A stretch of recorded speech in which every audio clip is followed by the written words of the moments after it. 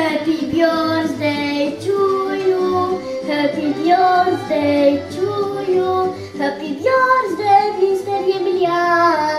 Happy birthday to you. Ia ca na, dragi cioci, n-ar și sufla lumânarea asta. Hai, puneți-tu o dorință și o sufla eu și tot eu l-ai mâncat ca proasta. Am vrut să mă duc la tine cu un jacen dansez și să fiu un elefant, că am auzit că ți plac.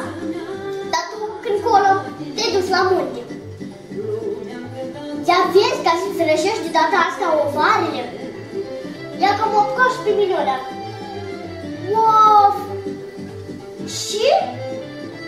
Să dai cu schiurile și cu săniuța? Parcă la noi nu i-o văd. Poliția ca și la noi. Dacă așa tare ai fost, te-ai dus pe un deal cu săniuța și hop la vale ca gălușca pe gât. Acum, stai acolo la munte și îngheață ca pârțul.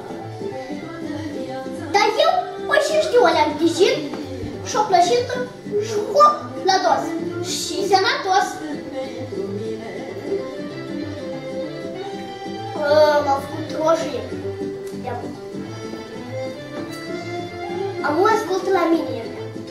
Dragă Emilian, îți doresc să ai sănătate, să fii sănătos.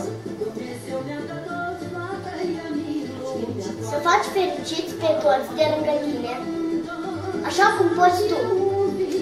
Să ai parte de noroc în viață și îți doresc anul ăsta să-ți lecuiești matca și ovarul. Hai la mulți ani! Hai, pune o gură de muzică, că-i ziua lui Emilian! Am văzut jos, bătesc,